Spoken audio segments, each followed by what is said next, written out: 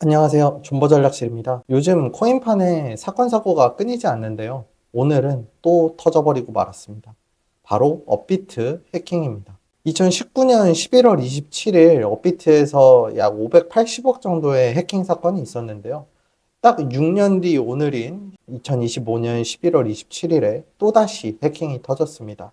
11월 27일의 저주가 되어버렸네요. 오늘 영상에서는 코린이들 입장에서 꼭 알아야 할 것들만 정리해 드릴게요. 오늘 새벽에 정확히 무슨 일이 있었는지, 어떤 코인들이 털렸고 해커 돈은 어디로 흘러갔는지, 그리고 여러분이 더 관심 있는 거, 메테오라, 두들즈, 지토, 소닉, 뮤 이런 솔라나 계열의 코인들이 왜 떡상했는지, 그리고 마지막으로 이런 사고에서 내가 어떻게 살아남을지 정리해 드릴게요. 영상 끝까지 보시면 괜히 공포에 팔았다가 또다시 욕심내다가 물려버렸다. 이런 실수는 최소한 안 하실 수 있게끔 만들어 드리도록 하겠습니다. 시작 전 좋아요, 구독, 알림 설정 부탁드리고요. 저는 유튜브보다 텔레그램 그리고 카카오 단톡방에서 많이 활동하고 있으니까 저와 소통하실 분들은 아래 설명란에 링크로 들어와 주시면 되겠습니다. 일단 상황 정리부터 해볼게요. 25년 11월 27일 오전 4시 42분 업비트에서 이상 징후가 잡힙니다. 솔라나 네트워크 기반 자산들이 업비트 핫월렛에서 정체불명의 외부 지갑으로 빠져나가기 시작합니다. 처음 언론에 나온 피해액은 약 540억 원이었는데요. 근데 오후 들어서 업비트가 유출 당시 시세 기준으로 다시 계산했다면서 445억 원으로 정정했습니다.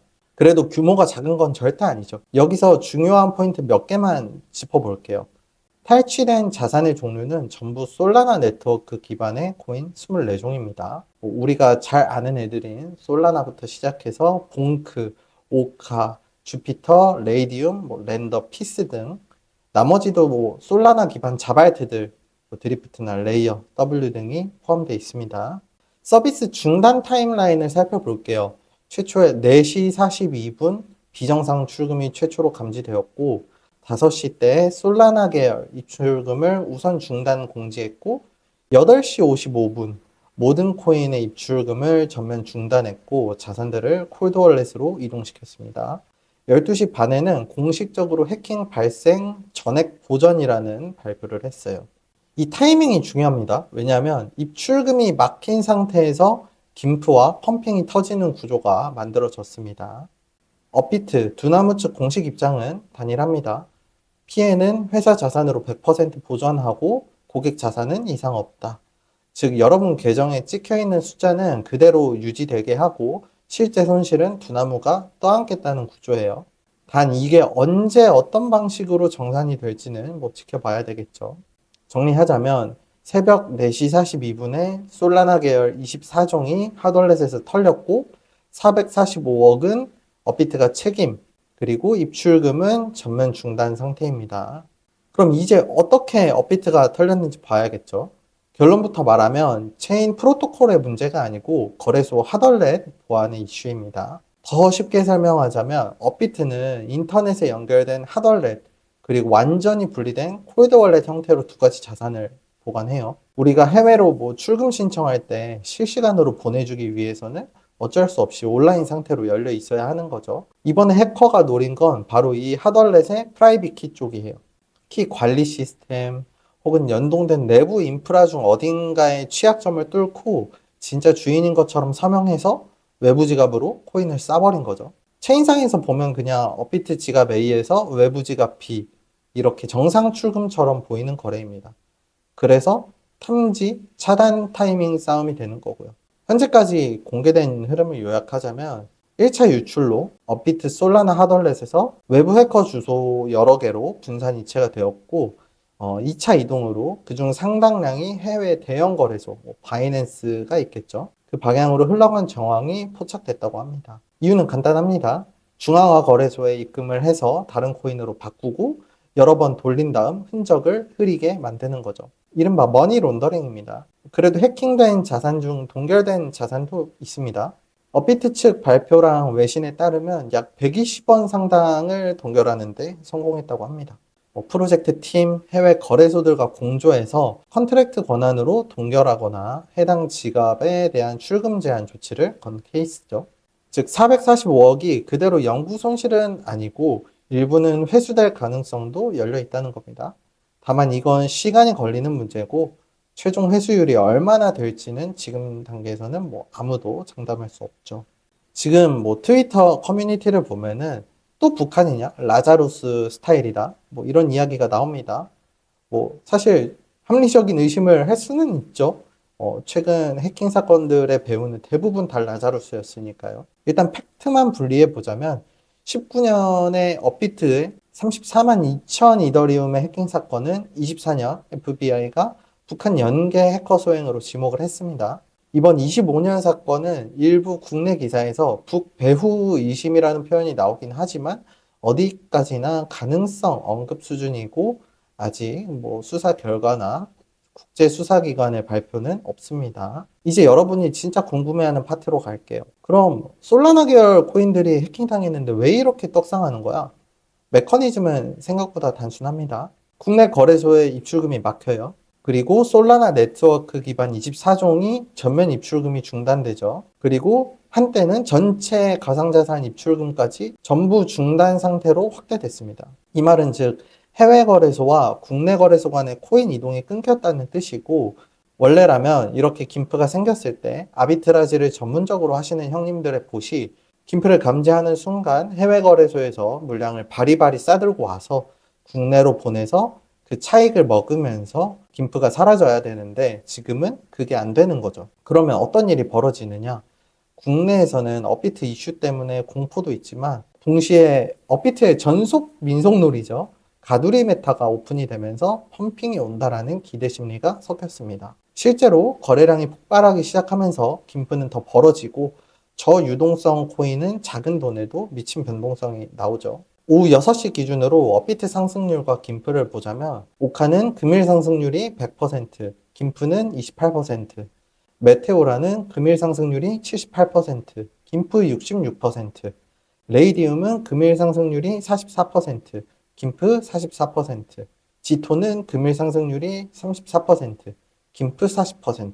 보시다시피 모두 입출금이 불가능한 상태에서 저시총 저유동성 알트들이 급발진을 했죠. 그럼 이 상황에서 누가 벌고 누가 물리냐? 코리니 기준에서는 이렇게 생각할 수 있습니다. 해외 거래소, 바이낸스나 OKX가 있겠죠. 거기서 소리나 오카, 봉크 들고 있던 사람들이면 지금 김프에 해외에서 팔고 나중에 김프 빠지면 다시 사서 돌리면 되지 않냐? 근데 아까 말했다시피 현재 문제는 이런 솔라나류 코인들이 국내로 입금이 막혀 있다는 거고 아비트라지 루트가 막힌 상태라는 겁니다. 진짜 위험한 포지션은 따로 있죠. 국내 거래소에서 김프가 왕창 붙은 상태 솔라나 계열 코인을 오늘 존버하면 더 간다라고 생각하고 레버리지까지 써서 매수한 계좌. 이분들은 이제 입출금 재개 타이밍이 칼날이에요. 입출금이 풀리는 순간 해외 국내 가격 간의 차이를 좁히려는 아비트라지 물량이 덤프트럭으로 밀려옵니다. 특히 오카, 봉크 같은 이런 저유동성 밈코인들은 지금 이렇게 가두리 메타에 미친 듯이 올라가지만 돌아 내려올 때는 거래가 뚝 끊긴 상태로 덤프트럭을 맞을 수가 있습니다. 단기적으로 지금 이런 김프와 변동성은 완전히 비정상적인 구간에 있어요. 이걸 단기 트레이딩으로 먹겠다는 건 이 변동성 도박장 한가운데로 그냥 걸어가겠다는 거랑 비슷합니다. 제가 봤을 땐 그냥 바카라예요. 아비트라지를 이참에 이론 공부해 두는 건 좋지만 지금처럼 입출금이 막혀 있는 상태에서는 불가능하기도 하고 나중에 입출금이 풀린다고 해도 출금 지연, 점검 이슈까지 생각해 봤을 때 이번 사건을 처음으로 아비트라지 연습을 하는 거는 조금 비추드리는 바입니다. 지금 벌써 금감원, 금융보안원이 업비트 현장 점검에 들어갔고요. 경찰 사이버 수사대도 내사에 착수했다고 보도가 됩니다. 또 하나 짚고 갈 포인트는 업비트 운영사인 두나무가 며칠 전에도 금융당국으로부터 352억 원의 과징금이랑 제재를 받은 상태고 오늘은 또 네이버 파이낸셜과 자회사 편입 합병 발표가 난 날이기도 하죠. 이 타이밍에 해킹까지 터지면서 당국 입장에서는 이제 코인 거래소 규제 감사 강도를 더 올려야겠다라는 명분이 굉장히 강해졌을 테고요. 앞으로 업비트가 할 가능성이 높은 액션들은 아래와 같다고 생각합니다. 하덜렛 구조 전면 재점검은 현재 진행 중이고요. 키 관리 시스템 강화, 멀티시그, 하드웨어 보안 모듈 등 추가 레이어 도입, 실시간 이상거래 탐지 시스템 고도화, 이 정도가 있겠죠. 2019년 해킹이 있었을 당시에는 모든 입출금을 2주 가까이 막았고 시스템 전면 재점검을 했습니다. 이번에도 며칠이면 끝날 거야 라고 단언하기보다는 며칠에서 수주 단위로 길어질 수 있다는 가정 아래서 본인의 자금 동일 리스크나 트레이딩 계획을 짜두는 게 마음이 편하겠죠. 저도 그저께 메가이더 예치작 들어가겠다고 원화 1억 정도 남은 거를 다 싸서 보냈는데 어찌 보면 참 다행이라고 생각합니다. 현재 테더도 업비트에서 해외로 못 보내고 있어요. 트위터, 텔레그램방, 단톡방에서 지금 올카 앞으로 더 갈 거다.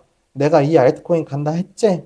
이런 말들이 쏟아질 거예요. 지금 그렇게 먹고 있는 분들 중에 물론 실력으로 승부하신 분들도 있겠지만 대다수는 그냥 아무것도 모른 채 급등하니까 따라탄 분들이거나 운 좋게 얻어 걸린 것 뿐입니다. 입출금이 열리는 순간 김프는 그대로 빠진다는 것을 항상 인지해 두고 계세요. 정보는 항상 늦게 도착하고 우리가 정보를 접할 때쯤에는 이미 잔치는 끝나 있습니다. 정리해보면 오늘 이야기는 딱 네 줄로 요약할 수 있어요.